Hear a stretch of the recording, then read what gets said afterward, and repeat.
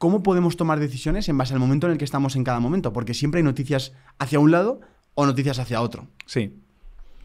Bueno, yo creo que el error de la divulgación y de la información que se está transmitiendo, ¿no?, en redes sociales es el categorizar como, de manera categórica, ¿no?, como que solo hay un tipo de inversión que es rentable a largo plazo, que es la indexación, y que además solo existe el largo plazo, ¿no?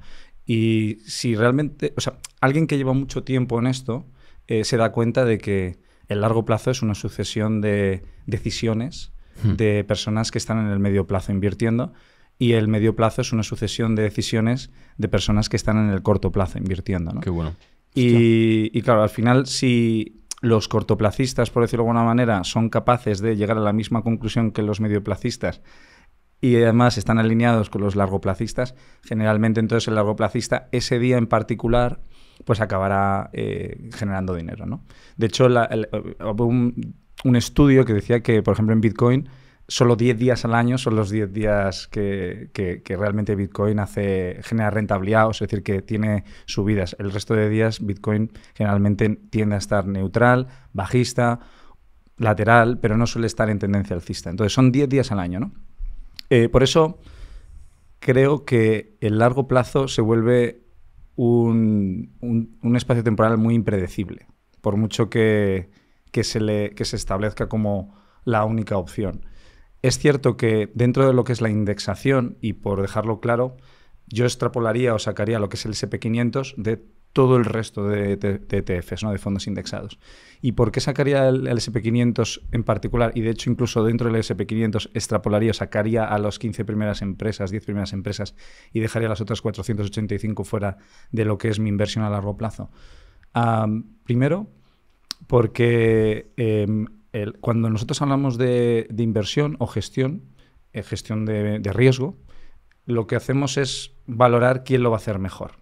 Si lo van a hacer mejor las empresas de los Estados Unidos o lo va a hacer mejor la contrapartida, que suele ser el dólar, ¿no? Porque al fin y al cabo es un coste de oportunidad, es decir, un coste de ¿con qué voy a ganar más dinero? ¿Teniendo dólar y prestándoselo al gobierno de los Estados Unidos? ¿O teniendo acciones de compañías que están denominadas en dólar, pero que estas compañías podrían hacerlo peor que el propio dólar, ¿no? Por eso se habla mucho de la inflación. De hecho, es interesante porque cuando escuchamos los conceptos, cuando escuchamos a muchas personas hablar de la inflación como parte de su tesis de inversión a largo plazo, lo que realmente están diciendo es invierte en empresas de Estados Unidos porque el dólar a largo plazo siempre es bajista, es decir, lo hace mal. Entonces, si tú tienes que elegir entre una de las dos opciones para poder proteger tu patrimonio y tu capital, evidentemente la contrapartida, que es el dólar, lo va a hacer mal. Como que básicamente todos lo tenemos bastante claro. Por tanto, invierte en SP500 porque el SP500 lo hará mejor que el dólar. Entonces vas a ganar dinero.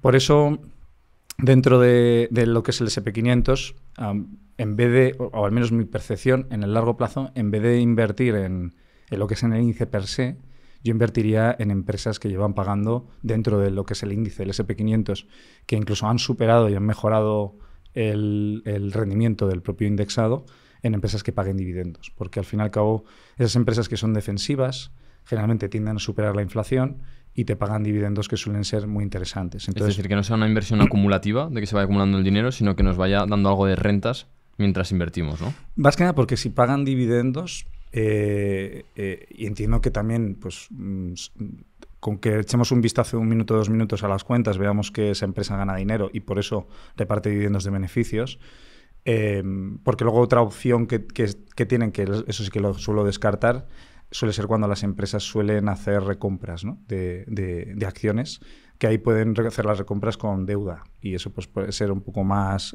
complejo a largo plazo de entender por una serie de variables que si queréis luego os explico, de que podrían ser los catalizadores realmente de una crisis o de una potencial caída, en caso de que sucediera, ¿no? Entonces, entiendo que empresas que tienen que pagan dividendos a largo plazo y son defensivas, son empresas ideales para poder hacer lo que se denomina el DCA, ¿no?, lo que es la aportación pues de todos los meses y sabiendo que probablemente estés en el 11-12% de rentabilidad anual solo por dividendos y sumado pues a la revalorización de esas compañías que generalmente lo hacen muy bien en crisis porque son empresas que van a ganar siempre dinero, es decir, la gente no va a dejar de comprar alimentos o de consumir energía o de consumir electricidad. Y, sin embargo, van a estar siempre pagando dividendos porque necesitan que los participantes del ecosistema, es decir, nosotros, sigamos comprando sus acciones para que ellos puedan seguir pues, manteniendo esa capitalización, esa valoración y no desaparecer del mapa. ¿Es difícil encontrar una empresa de este tipo que te dé dividendos, que encima sepas que a largo plazo va a estar ahí y que merece la pena? ¿Es difícil encontrar una de ellas?